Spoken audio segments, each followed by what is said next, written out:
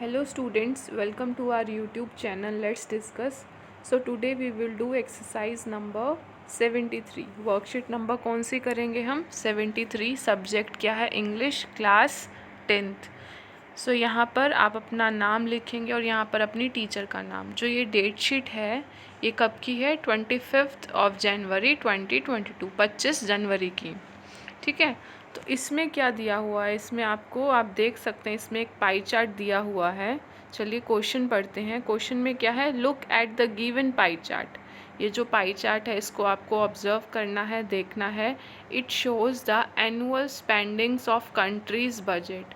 और ये annual spending मतलब साल भर की जो स्पेंडिंग होगी कंट्रीज़, जो बजट होता है कि कितना हम किस पे बजट कितना, कौन सी स्ट्रीम का कितना बजट होगा. Analyse 4 important information and write an analytical paragraph. So आपको क्या करना है? आपको एक एनालिटिकल मतलब एनालाइज करना है. आपको ये जो पाई चार्ट दे रखा है इसको पढ़ के, इसको ऑब्जर्व करके, देख के आपको एक पैराग्राफ लिखना है. किसके ऊपर? कंट्रीज़ बजट के ऊपर, जो स्पेंड्स कर रही है, एनुअल स्पेंडिंग जो है. ठीक है. सो इसमें आप देख सकते हो कि मोर देन 50% किस पर स्पेंड हो रहा है? मिलिट्री पे. कितना है? 57%. ये सबसे ज़्यादा है. ठीक है. यहाँ से लेके यहाँ तक कितना किस पे स्पेंड हो रहा है? मिलिट्री पे. फिर सेकंड हाईएस्ट किस पे स्पेंड हो रहा है? Government, education, government, veteran benefits, इन सब पे 666% है. Right.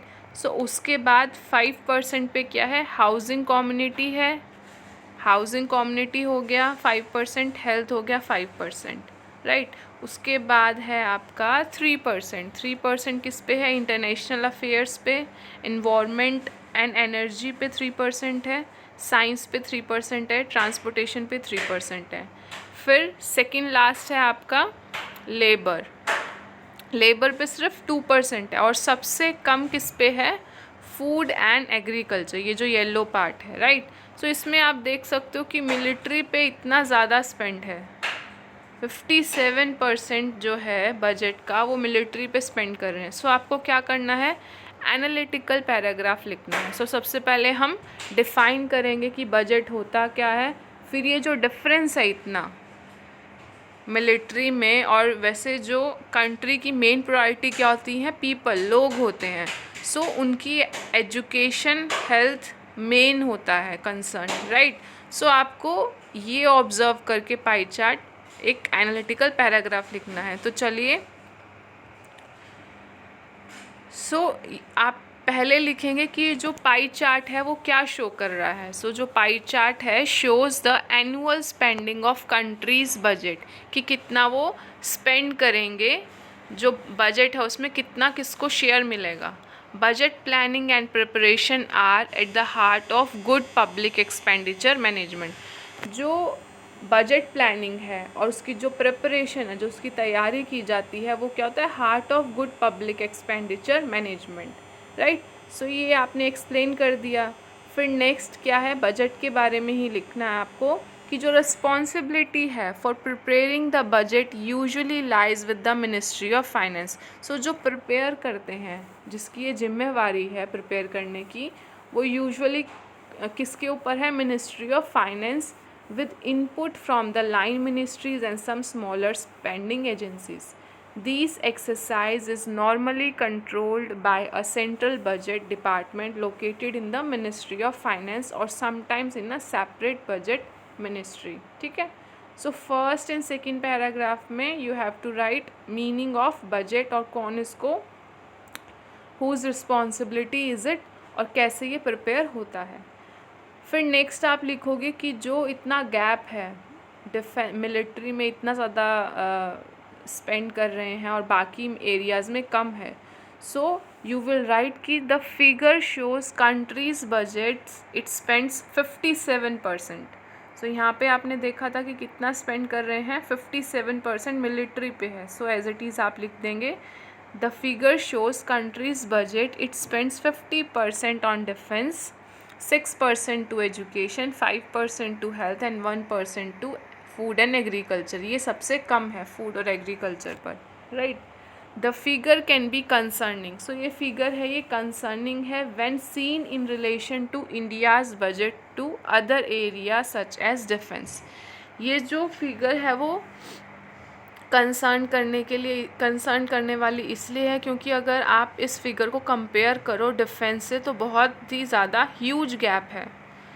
Education, health and food gets only the least place in terms of budgetary priorities. So जो फूड है, एजुकेशन, हेल्थ, इनको ज़्यादा प्रायोरिटी मिलनी चाहिए, तो उसकी प्रायोरिटी बहुत ही कम है। The government should seek to advance peace and reduce military spending, pursue economic justice and support programs that promote food and health security। So जो गवर्नमेंट है उनको क्या करना चाहिए, पीस, एडवांस पीस करना चाहिए, और जो मिलिट्री स्पेंडिंग है उसको रिड्यूस करना चाहिए, और परस्यू क्या करना चाहिए, economic justice and support programmes that promote food and health security. और ऐसे प्रोग्राम्स को प्रमोट करना चाहिए जो क्या वो करें, जो प्रमोट करे फूड एंड हेल्थ सिक्योरिटी, मतलब खाने की और सेहत की जो एक सिक्योरिटी जो लोगों को प्रोवाइड करे, ऐसे प्रोग्राम शुरू करने चाहिए, इनिशिएट करना चाहिए। It will be better off if we pursue peace, reduce military spending, promote justice and ensure food for all people in our community, and an effective budget should have। so same as it is in दोनों paragraph में से आप कोई भी एक paragraph लिख देना, और फिर आपको लास्ट में क्या लिखना है कि जो इफ़ेक्टिव बजट है उसके अंदर क्या क्या होना चाहिए, कंजर्वेटिव फोरकास्टिंग होनी चाहिए, अडेप्टेबिलिटी होनी चाहिए, कॉन्टीन्यूअस इम्प्लीमेंटेशन होना चाहिए। कंजर्वेटिव फोरकास्टिंग में क्या है, over estimating cost of incur due to expenditure and under estimating revenues to be generated. ये फर्स्ट पॉइंट, सेकंड और ये थर्ड। अडेप्टेबिलिटी में क्या आ जाएगा, effective budget plan should be capable of accommodating financial losses and realising financial gains. Third, continuous implementation में क्या आ जाएगा, continuously monitoring the performance of implemented schemes. So जो स्कीम्स, प्रोग्राम्स जो चल रहे हैं उनको कॉन्टीन्यूसली मॉनिटर करना, उनकी जांच करना, सर्विलियंस करना कि जो प्रोग्राम शुरू हुए हैं फूड सिक्योरिटी, एजुकेशन और हेल्थ सिक्योरिटी के लिए, वो सही से काम कर भी रहे हैं या नहीं, ठीक है। And performance of implemented schemes और प्रोग्राम्स एंड रिवाइजिंग दैम, उनको रिवाइज करना एज इज़ अप्रोप्रिएट, राइट।